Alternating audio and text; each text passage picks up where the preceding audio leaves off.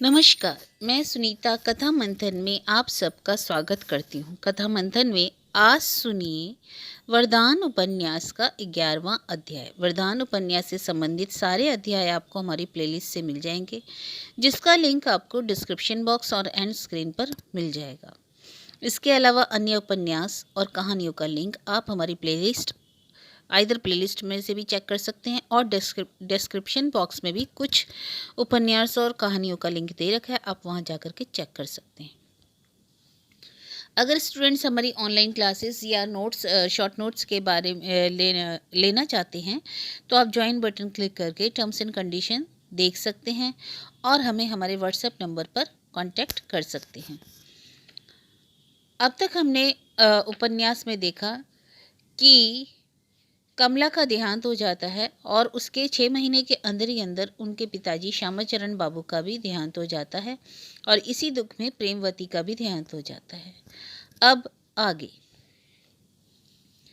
मानव हृदय एक रहस्यमय वस्तु है। कभी तो वह लाखों की और आंख उठाकर नहीं देखता और कभी कौड़ियों पर भी फिसल पड़ता है। कभी कभी सैकड़ों निर्दोषों की हत्या पर आह तक नहीं करता और कभी एक बच्चे को देखकर रो देता है।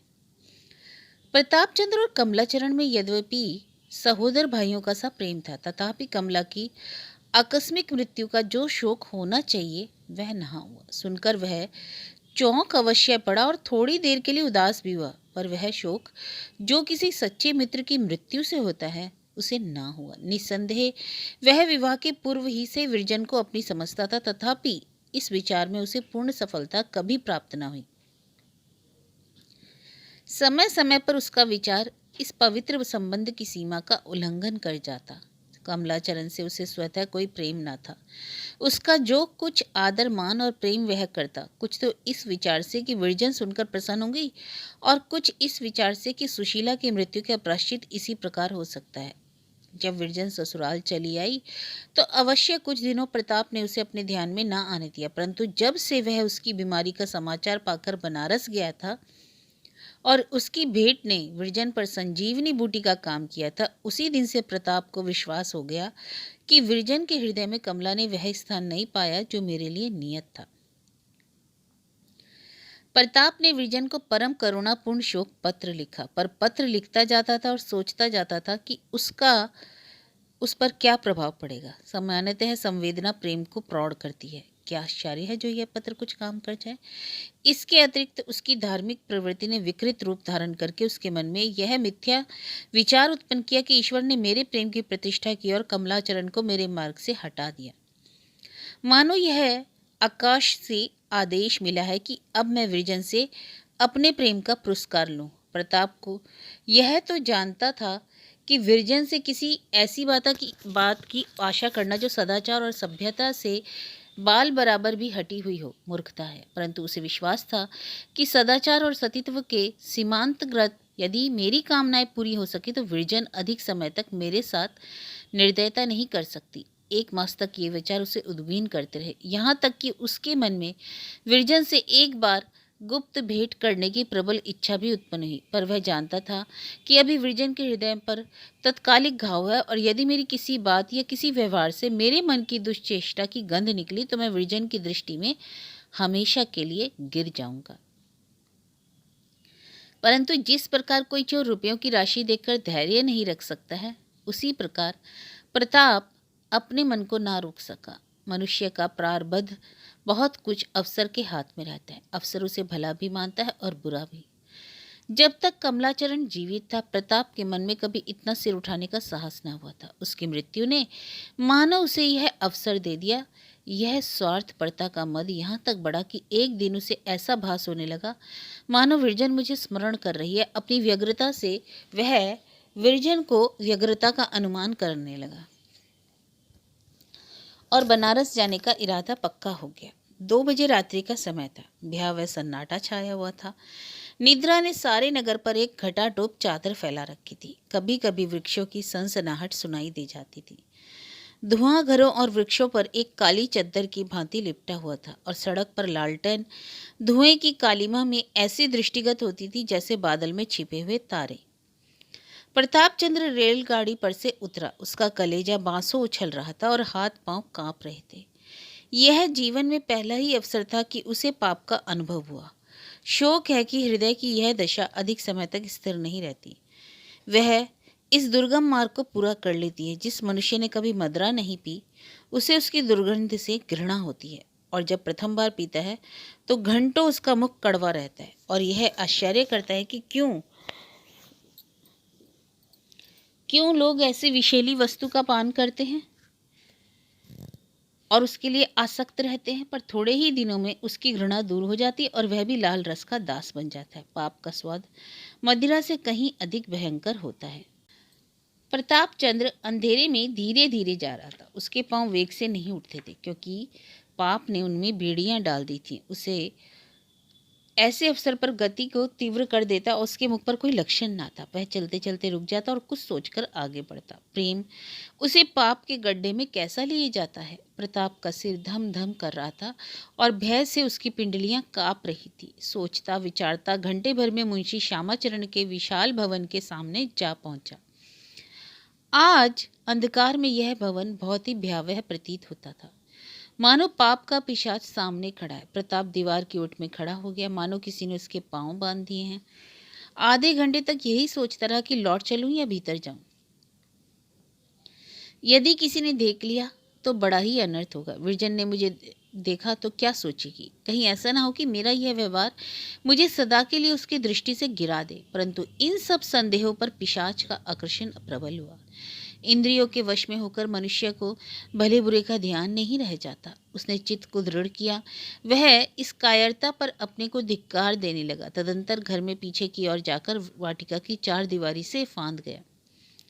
वाटिका से घर में जाने के लिए एक छोटा सा द्वार था। देवयोग से वह इस समय खुला हुआ था। प्रताप को यह सकून सा प्रतीत हुआ, परंतु वस्तुतः यह अधर्म का द्वार था। भीतर जाते हुए प्रताप के हाथ थर्राने लगे।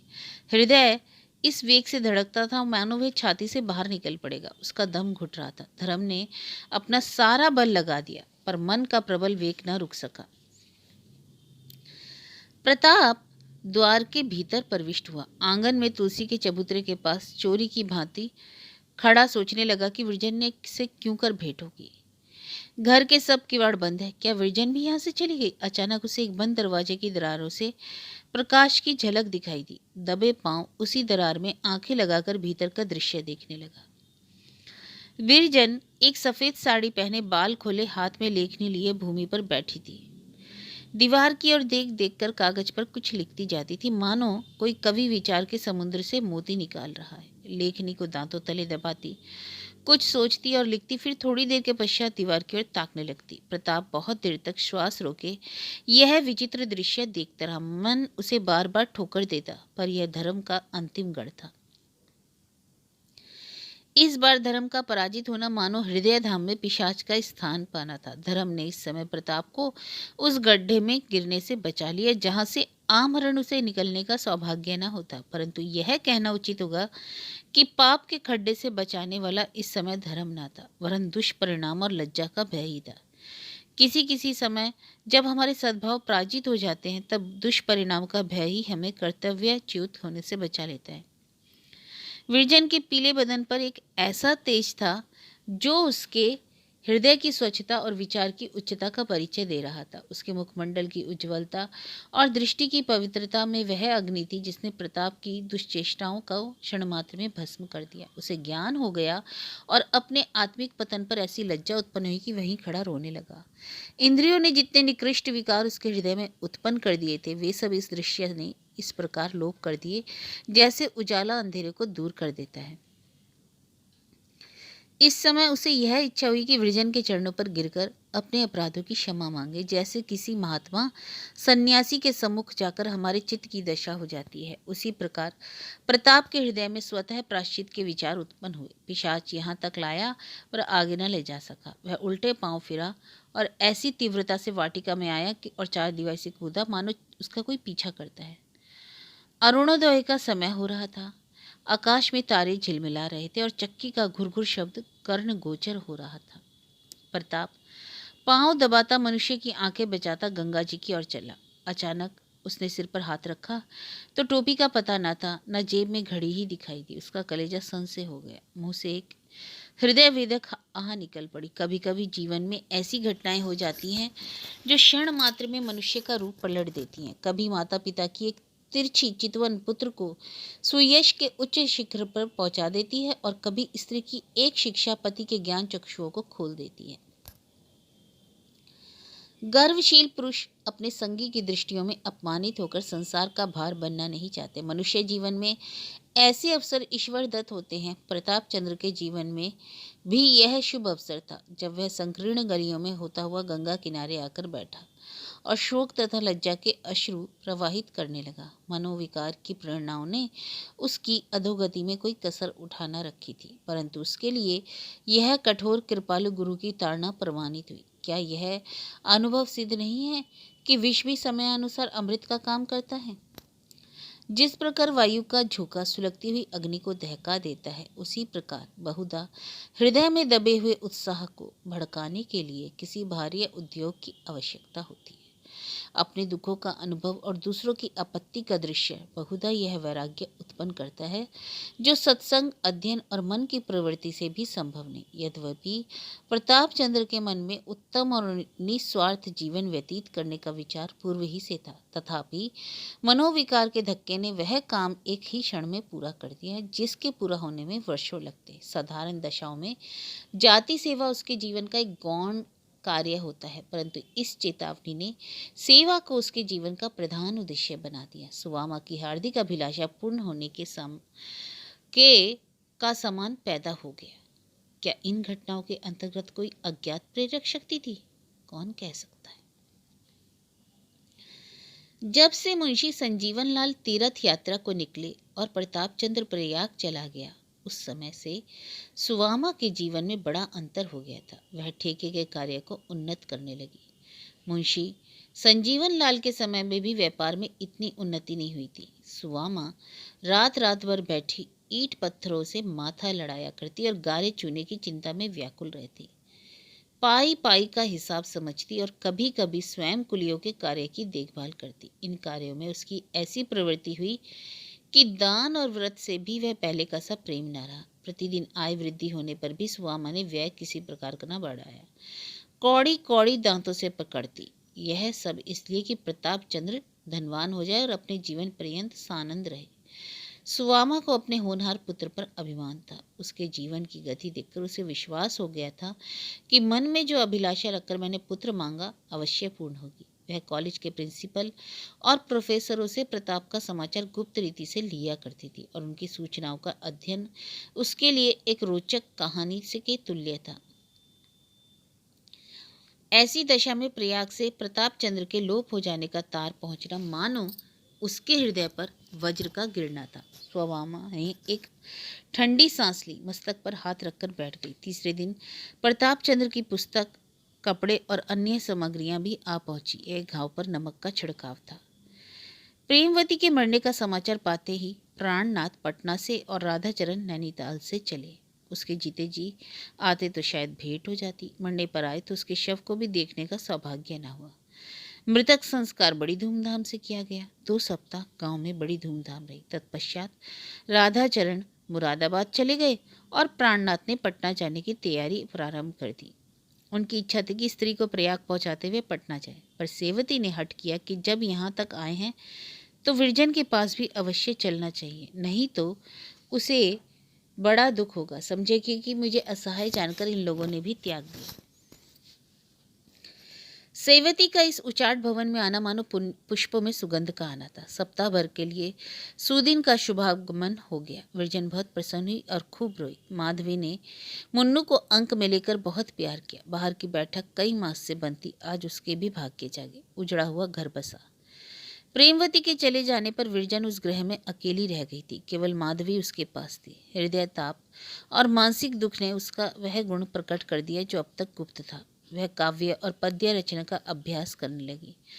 कविता सच्ची भावनाओं का चित्र है और सच्ची भावनाएं, चाहे वे दुख की हो या सुख की, उसी समय से संपन्न होती है जब हम दुख या सुख का अनुभव करते हैं। और विरजन इन दिनों रात रात बैठी भाषा में अपने मनोभावों के मोतियों की माला गुथा करती। उसका एक एक शब्द करुणा और वैराग्य से परिपूर्ण होता था। अन्य कवियों के मनों में मित्रों की वाहवाह और काव्य प्रेमियों के साधुवाद के उत्साह पैदा होता है, पर विरजन अपनी दुख कथा अपने ही मन को सुनाती थी।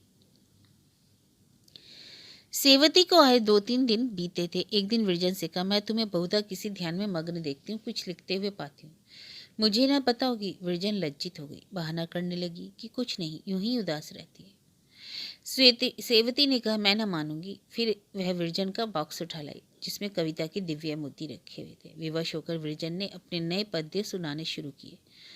मुख से प्रथम पद का निकलना था कि सेवती के रोए खड़े हो गए। जब तक सारा पद समाप्त ना हुआ, वह तन्मय होकर सुनती रही।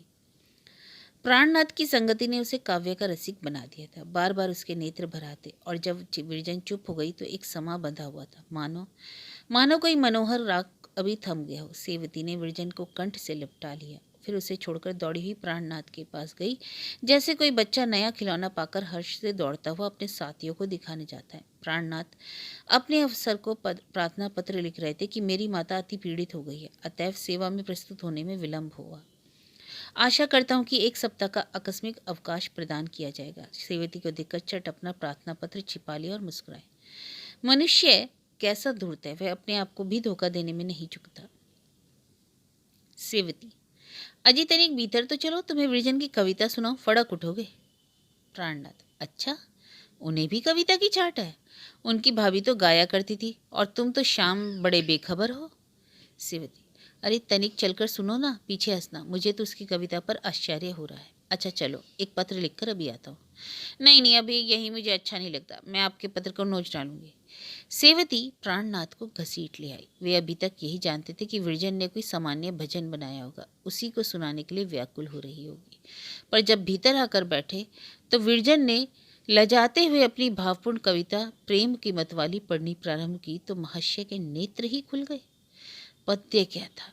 हृदय की दुख की एक धारा और प्रेम रहस्य की एक कथा थी। वह सुनते थे और मुग्ध होकर झूमते थे। शब्दों की एक एक योजना पर, भावों के एक एक उद्गार पर लहालोट हो जाते थे। उन्होंने बहुतेरे कवियों के काव्य देखे, पर यह उच्च विचारी, यह नूतनता, यह कभी न दिख पड़ा। वह समय चित्रित हो रहा था कि जब अरुणोदय के पूर्व मलयानिल लहराता हुआ चलता है, कलियां विकसित होती है, फूल महकते हैं और आकाश पर हल्की लालिमा छा जाती है। एक एक शब्द में नव विकसित पुष्पों की शोभा और हिम किरणों की शीतलता विद्यमान थी। उस पर विरजन का सुरीलापन और ध्वनि की मधुरता सोने में सुगंध थी। ये वे छंद थे जिन पर विरजन ने हृदय को दीपक की भांति जलाया था। प्राणनाथ प्रहसन उद्देश्य से आए थे, पर जब उठे तो वस्तुतः ऐसा प्रतीत होता था मानो छाती से हृदय निकल गया हो। एक दिन उन्होंने विरजन से कहा, यदि तुम्हारी कविताएं छपे तो उनका बहुत आदर हो। विरजन ने सिर नीचा करके कहा, मुझे विश्वास नहीं कि कोई उनको पसंद करेगा। प्राणनाथ, ऐसा संभव ही नहीं। यदि हृदय में कुछ भी रसिकता है तो तुम्हारे काव्य की अवश्य प्रतिष्ठा होगी। यदि ऐसे लोग विद्यमान हैं जो पुष्पों की सुगंध से आनंदित हो जाते हैं, जो पक्षियों के कलरव और चांदी में मनोहारिणी छटा का आनंद उठा सकते हैं, तो जरूर होगा। यद्यपि वह नहीं करती रही, पर वह नहीं हाँ के समान थी। प्रयाग में से उन दिनों कमला नाम की एक अच्छी पत्रिका निकलती थी। प्राणनाथ ने प्रेम की मतवाली को वहां भेज दिया। संपादक एक काव्य रसिक महानुभव थे। कविता पर हार्दिक धन्यवाद दिया, और जब वह कविता प्रकाशित हुई तो साहित्य संसार में धूम मच गई। कदाचित ही किसी कवि को प्रथम ही बार ऐसी ख्याति मिली हो। लोग पढ़ते और विस्मय से मुंह ताकते। काव्य प्रेमियों में तो कई सप्ताह तक मतवाली बाला के चर्चे रहे।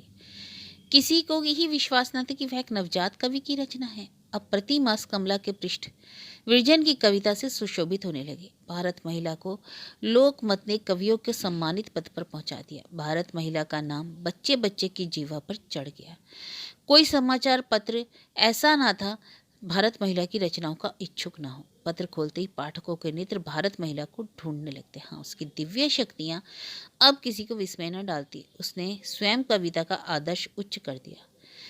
3 वर्ष तक तो किसी को पता ही न चला कि भारत महिला कौन है। निदान प्राणनाथ से ना रहा गया।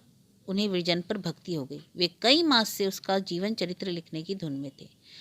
सेवती के द्वारा धीरे धीरे उन्होंने उसका सब जीवन चरित्र ज्ञात कर लिया और भारत महिला के शीर्षक से एक प्रभावपूरित लेख लिखा।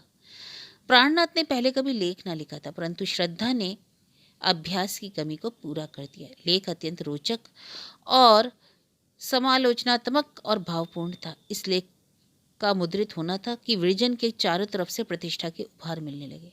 राधा चरण मुरादाबाद से उसकी भेंट को आए। कमला, उमा देवी, चंद्र कुमार और कितनी ही पुरानी सखियां जिन्होंने उसे विस्मरण कर दिया था, प्रतिदिन विरजन के दर्शनों को आने लगी। बड़े बड़े गणमान्य सज्जन जो अस्मिता के अभिमान से हाकिमों के सम्मुख भी सिर न झुकाते, विरजन के द्वार पर दर्शन को आते। चंद्रा स्वयं तो ना आ सकी, परंतु पत्र में लिखा, जी चाहता है कि तुम्हारे चरणों पर सिर रखकर घंटों रोऊं।